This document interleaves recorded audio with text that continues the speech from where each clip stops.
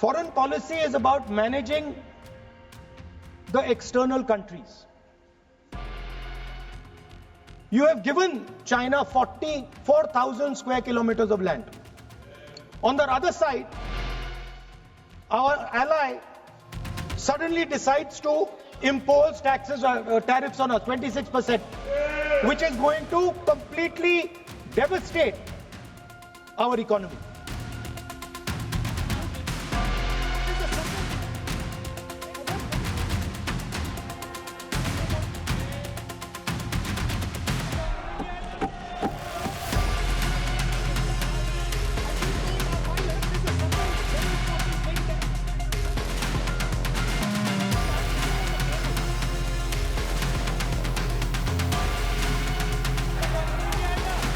सवाल आपके जरिए से वजीर आजम और हुकूमत से यह है, फिर जिन इंसानों को बैसारा की वादी में मारा गया था, क्या आपका जमीर इस बात की इजाजत देता है कि आप ट्रेड बंद कर दिए, पाकिस्तान का एयरक्राफ्ट हमारे एयर स्पेस में नहीं आ सकता, उनकी कश्ती हमारे पानी में नहीं आ सकती, ट्रेड खत्म हो चुका है डायरेक्ट इनडायरेक्टेड, आपका जमीर जिंदा क्यों नहीं है? किस सूरत से आप पाकिस्तान से क्रिकेट मैच खेलेंगे?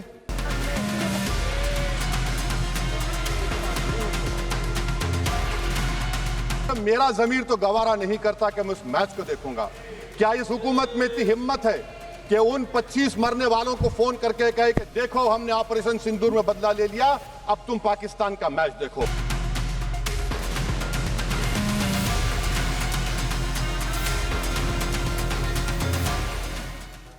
वंदे मातरम के प्रति मुस्लिम लीग की विरोध की राजनीति तेज होती जा रही थी। मोहम्मद अली जिन्ना ने लखनऊ से 15 अक्टूबर 1937 को वंदे मातरम के विरुद्ध का नारा बुलंद किया। फिर कांग्रेस के तत्कालीन अध्यक्ष जवाहरलाल नेहरू को अपना सिंहासन डोलता दिखा। बजाय कि नेहरू जी मुस्लिम लीग के आधारहीन बयानों को तगड़ा जवाब देते, करारा जवाब देते, मुस्लिम लीग के बयानों की निंदा करते,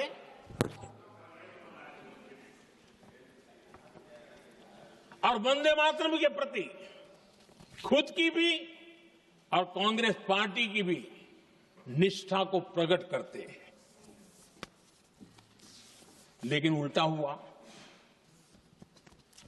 वो ऐसा क्यों कर रहे वो तो पूछा ही नहीं, न जाना, लेकिन उन्होंने वंदे मातरम की ही पड़ताल शुरू कर दी। जिन्ना के विरोध के 5 दिन बाद ही 20 अक्टूबर को नेहरू जी ने नेताजी सुभाष बाबू को चिट्ठी लिखी। उस चिट्ठी में जिन्ना की भावना से नेहरू जी अपनी सहमति जताते हुए कि वंदे मातरम की, ये जो उन्होंने सुभाष बाबू को लिखा है, वंदे मातरम की आनंद मठ वाली पृष्ठभूमि मुसलमानों को इरिटेट कर सकती है। मैं नेहरू जी का कोट पढ़ता हूं। नेहरू जी कहते हैं, मैंने वंदे मातरम गीत का बैकग्राउंड पढ़ा है। नेहरू जी फिर लिखते हैं, मुझे लगता है कि ये जो बैकग्राउंड है इससे मुस्लिम भड़केंगे। साथियों, इसके बाद कांग्रेस की तरफ से बयान आया कि 26 अक्टूबर से कांग्रेस कार्य समिति की एक बैठक कोलकाता में होगी, जिसमें वंदे मातरम के उपयोग की समीक्षा की जाएगी। प्रधानमंत्री जी ने अपने भाषण में इसका उल्लेख किया और गलत किया, इसीलिए मैं इसके जो सच्चे जो तथ्य हैं वो आपके सामने रख रही हूँ। 1937 में नेताजी सुभाष चंद्र बोस कांग्रेस का अधिवेशन कलकत्ता में होने जा रहा था, उसका आयोजन कर रहे थे। तो जो मोदी जी ने पत्र सुनाया सदन में 20 अक्टूबर का और कहा कि जवाहरलाल नेहरू जी ने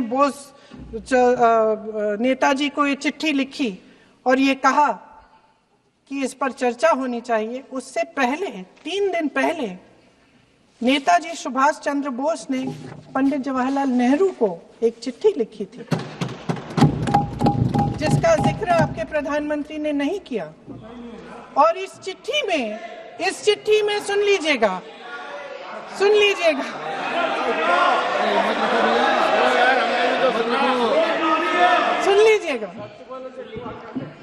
आप नेताजी के लफ्ज नहीं सुनना चाहते?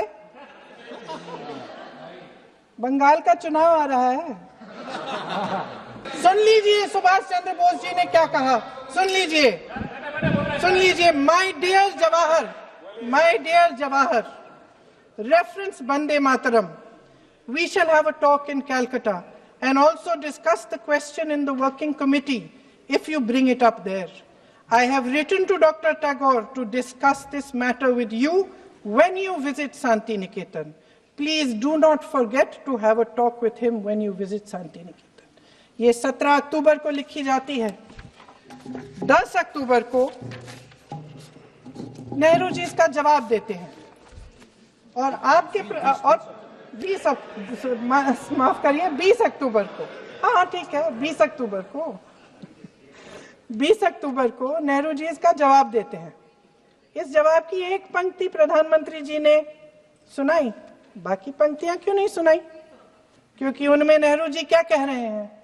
There is no doubt that the present outcry against Vande Mataram is to a large extent a manufactured one by the communalists. Whatever we do, we cannot pander to communalists' feelings, but to meet real grievances where they exist.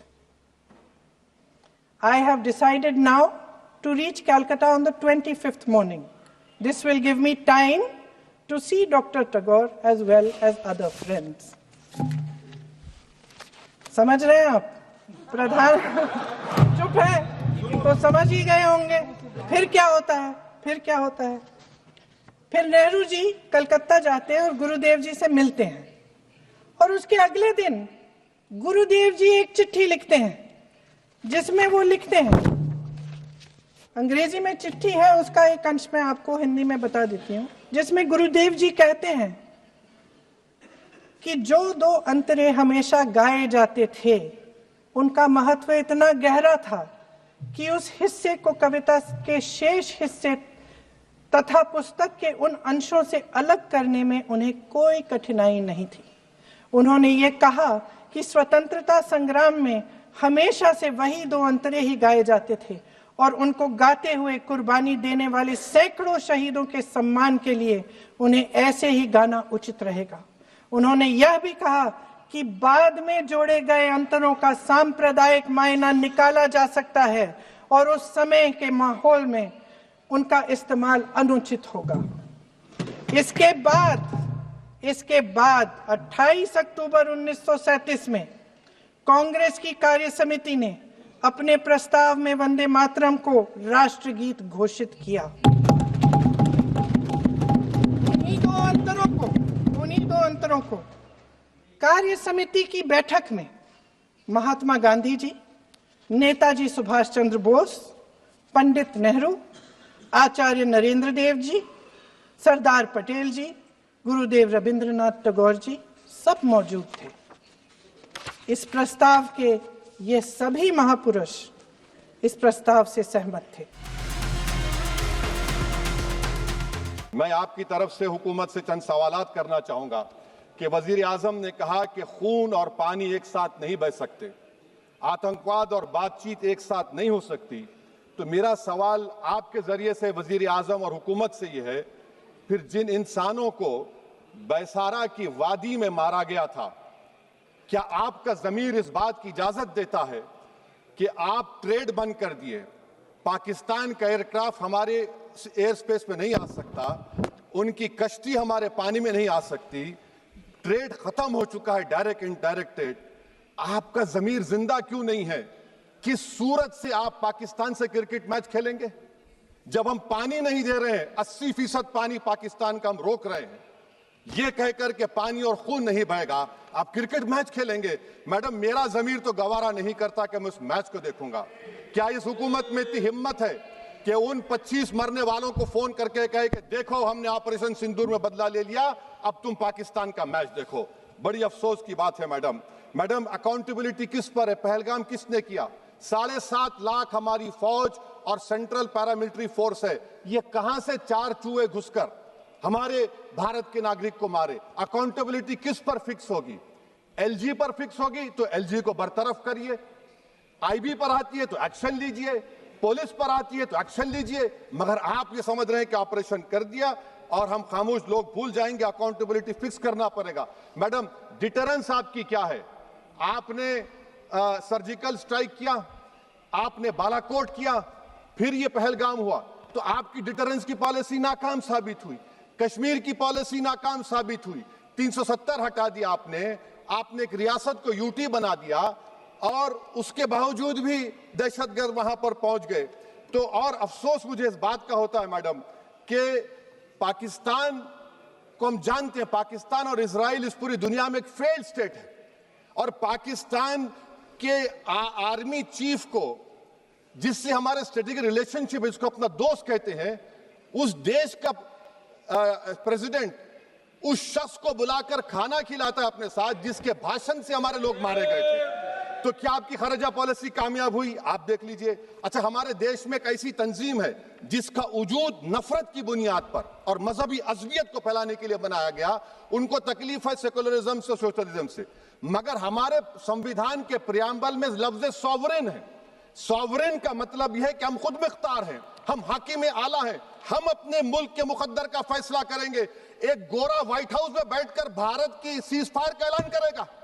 यह आपका nationalism है? अफसोस होता है मुझे sir. Madam, मैं आपसे पूछना चाह रहा हूं कि अगर एक चचा सैम ऐलान कर रहे हैं तो हमारी फौज पर क्या असर पड़ा होगा? हमारे उन पायलटों पर क्या असर पड़ेगा जो नहीं मालूम कितनी ऊपर आसमानों पर भारत की हिफाजत कर रहे हैं? वो नेवी का सिपाही जो समंदर में खड़ा हुआ है, उसको ये नहीं मालूम हो रहा है कि मेरा प्रधानमंत्री ऐलान नहीं किया, एक गोरे ने ऐलान किया। बड़ा ये आपके कैसा होगा ये? मैडम, मेरा सवाल हुकूमत से यह भी है कि हम कोई एडवर्सेरियल कंट्री नहीं है अमेरिका के लिए, हम दोस्त हैं, स्ट्रेटेजिक रिलेशनशिप है, क्या क्या एग्रीमेंट हमने साइन नहीं किया, तो क्या ये दोस्ती निभा रहे हैं? मैडम, मैं हिस्टोरिकल एग्जांपल दे रहा हूं, क्रुश्चेव और टीटो। क्रुश्चेव ने दबाव डाला, टीटो ने कहा मैं नहीं मानता, मैं नैम ज्वाइन करूंगा। मैडम, फ्रांस और यूएसए, डिगोल को जब यूएसए ने दबाव डाला तो डिगोल ने कहा कि तुम दोस्त हो मगर हमारी खारिजा पॉलिसी आजाद ना है। मैडम, वहीं पर आप देखिए गुजराल साहब, जिसको कहते सबसे कमजोर थे, वजीर आजम थे, उन्होंने बहादुरी का मजारा है कि रिफूलिंग करने नहीं दिया। वियतनाम 20 साल यूएसए लड़ा मगर झुका नहीं, और हम उनको बोल भी नहीं पा रहे, हम तो कोई दुश्मन मुल्क तो नहीं है अमेरिका के। Speaker sir, it's a known fact that China is sitting on 4,000 square kilometers of our territory. I was shocked some time back to see that our foreign secretary was cutting a cake with the Chinese ambassador.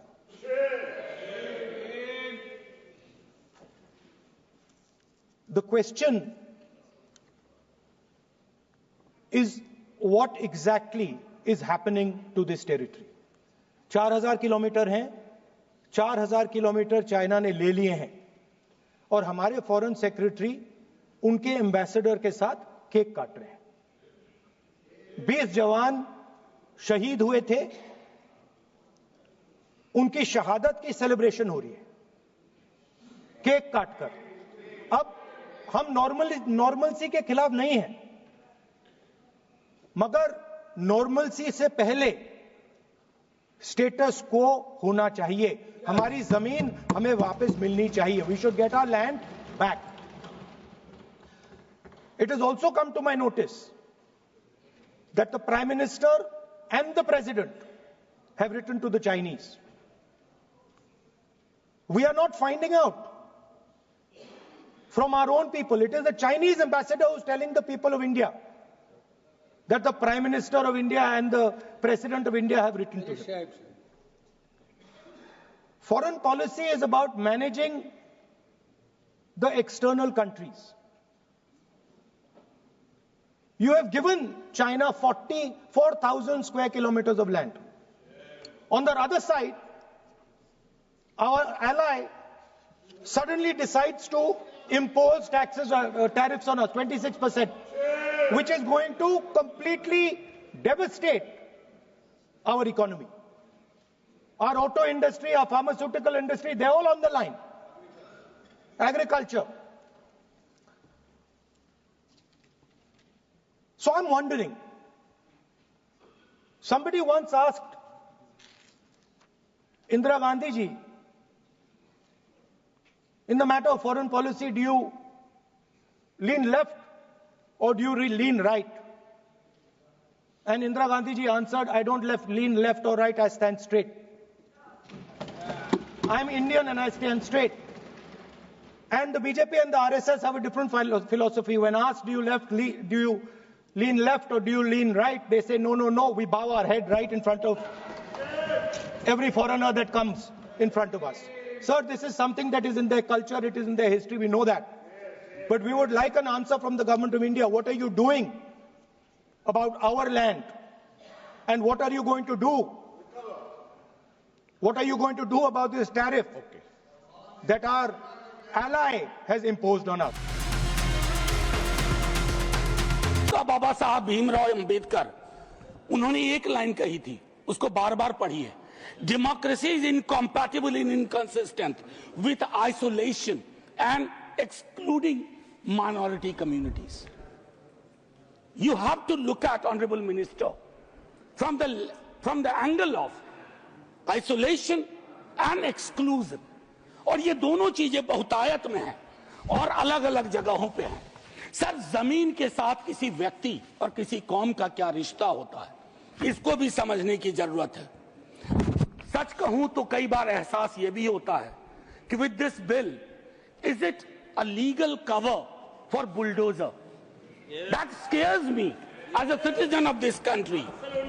कमाल की बात है, मुसलमान शहरों में रहे, घेट्टो, गांव में गया, घुसपैठिया, और उनकी संस्थाएं, उनके बारे में जिक्र हो, कहा कि उसमें तो ओपेक नहीं है, सस्पेक्ट है।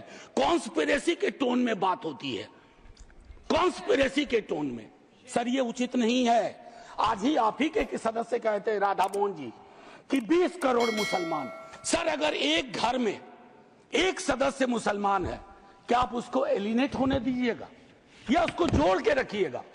उसकी शिकायतों को और उनसे जो शिकायतें हैं वो कैसे दूर होंगी? बैठ करके दूर होंगी। किसी को डॉग विसिल पॉलिटिक्स का उपकरण बना करके अगर आप अलग करना चाहोगे तो वो उचित नहीं है। मैं, माननीय उपसभापति महोदय, आपने कहा, मेरे कई सदस्यों ने कहा, नॉन मुस्लिम्स को, मैं तो बड़ा तारीफ करूंगा, खड़ा हो जाऊंगा पक्ष में, अगर इतना सेक्युलर मिजाज इस देश का कर दीजिए कि हर धर्म के संस्थाओं में दूसरे धर्म के लोग हों। इस्लामिक कम्युनिटी में डालिए तो हिंदू में डालिए, सिखों में डालिए, क्रिश्चियंस में डालिए, तब न बात होगी। या सिर्फ तय कर लिया कि सारे प्रयोग या सारा संयोग मुसलमानों को लेकर के होगा? ये उचित नहीं है माननीय उपसभापति महोदय। Rafale aircraft is a 4.5 generation aircraft. The fact is that China is now going to launch a 6th generation aircraft just now in 2025. We are looking for a 5th generation aircraft in 2035. Because the AMCA aircraft will be ready. Prototype in 2028 will be in production in 2035. What will we do by then? हम लड़ाई केवल पाकिस्तान से नहीं लड़ रहे, पाकिस्तान और चीन एक साथ है. वो सारी टेक्नोलॉजी चीन पाकिस्तान को दे रहा है, स्पेशली कि उनके पास तो स्टेल्थ एयरक्राफ्ट्स हैं. हमारा ये जो राफेल है, it is a half stealth aircraft. It has got avionics, but is only got half. It's got half stealth characteristics. अक्टूबर 2024 में Air Chief Marshal Amarpreet Singh addressed the Indian Air Force declining squadron strength, which had reached 31 squadrons, the lowest since 1965. Lowest since 1965. The Indian Air Force is currently operating with 31 squadrons, the lowest count since 65 when India was engaged in a war with Pakistan. We are committed to fighting with whatever we have. This is the state of the Air Force.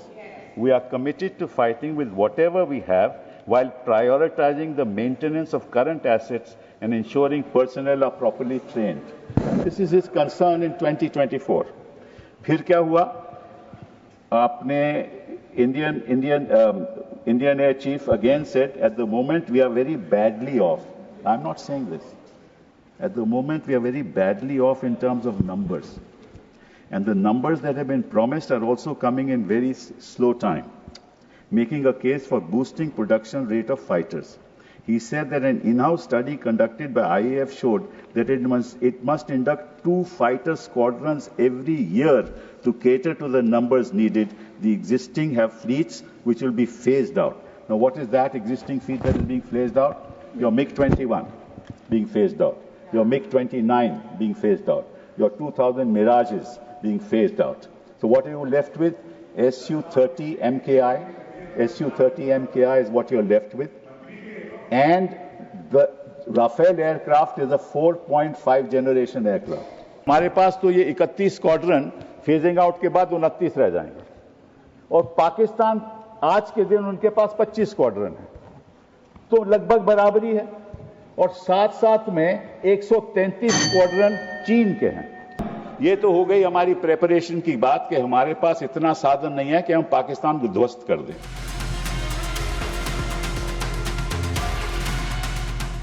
Pahalgam हमले से सिर्फ 2 हफ्ते पहले हमारे गृह मंत्री महोदय जी कश्मीर गए थे.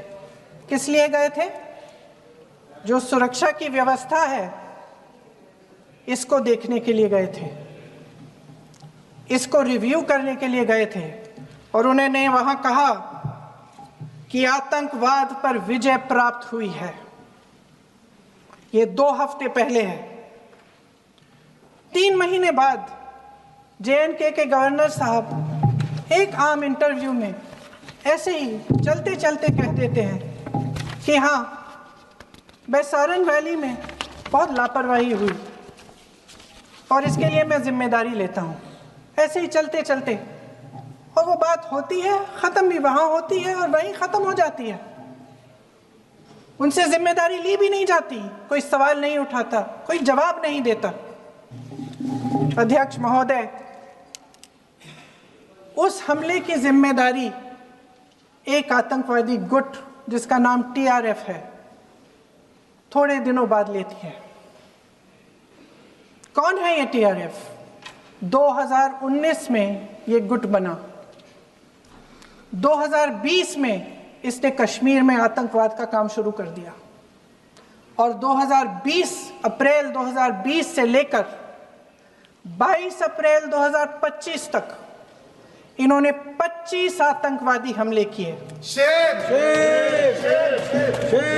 गृह मंत्री महोदय ने जब UPA सरकार के समय के आतंकवादी हमले गिने तो लगभग 25 गिनवाए थे अभी अपने भाषण में.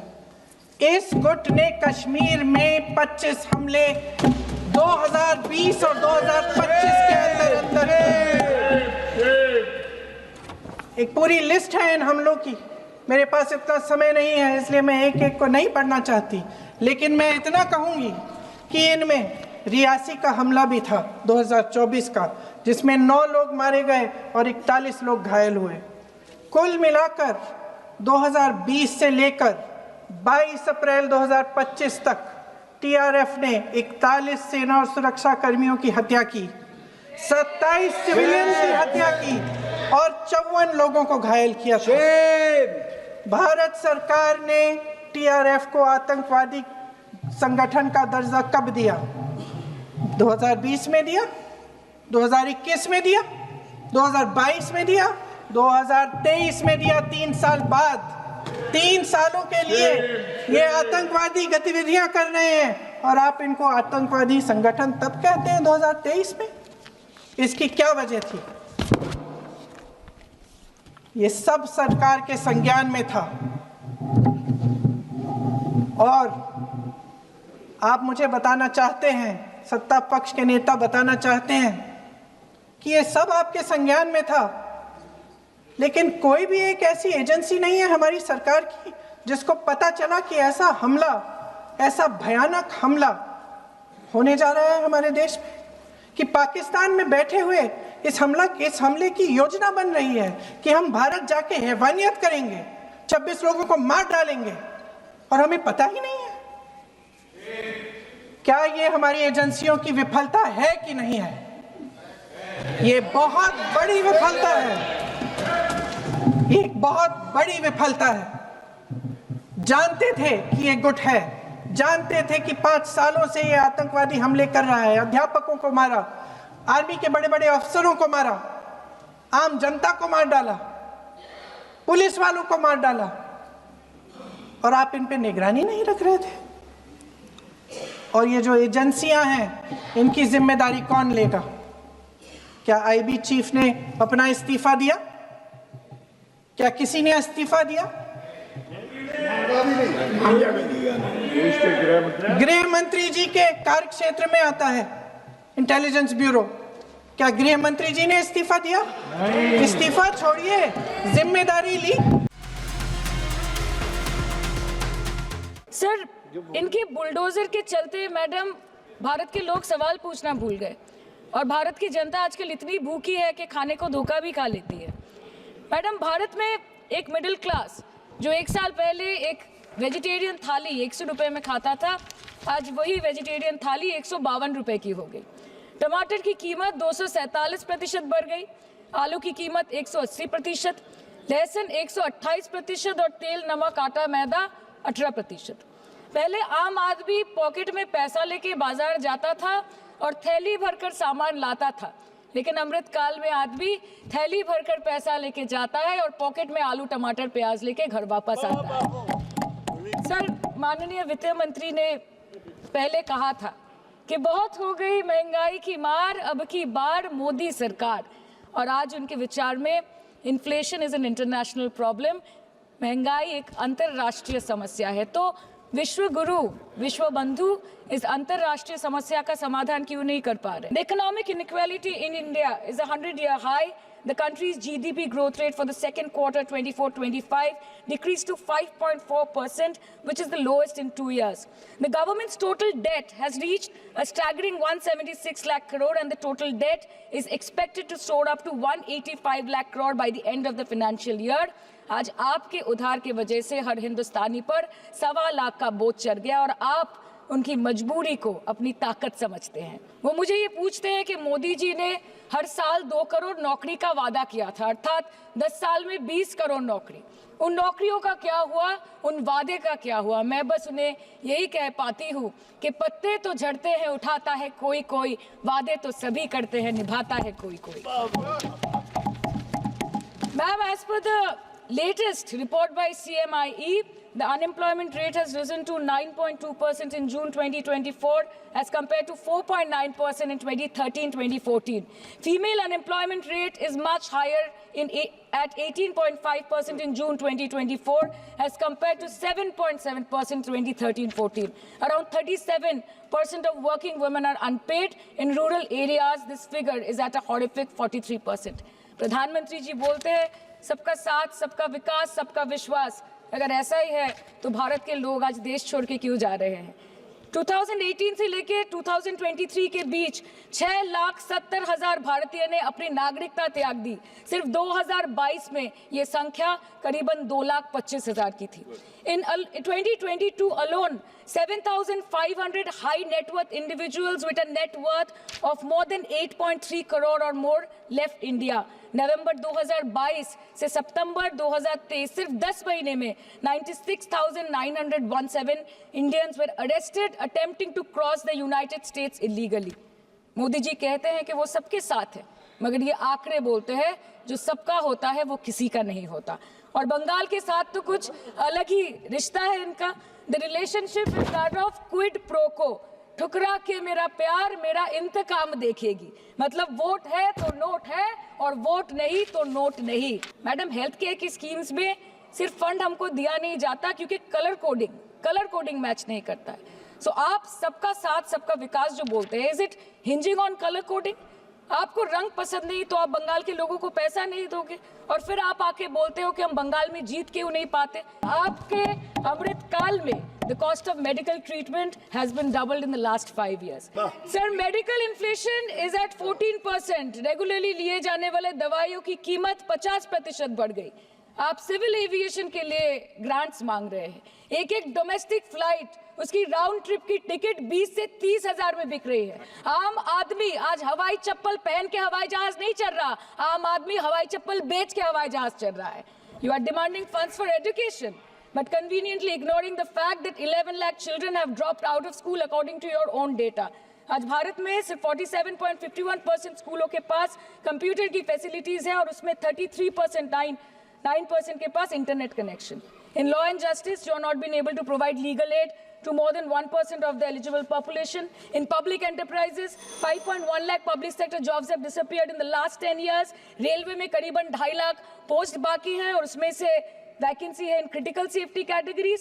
नए भारत में आजकल ट्रेन पटरी के ऊपर कम और पटरी के बाहर ज्यादा चलती है। अभी सर बोल रहे थे कि बेटी बचाओ बेटी पढ़ाओ, तो 10 साल पहले मोदी जी ने लॉन्च किया था, लेकिन उसके 80% पैसे सिर्फ पब्लिसिटी और मार्केटिंग और एडवर्टाइजमेंट में खर्च कर दिए।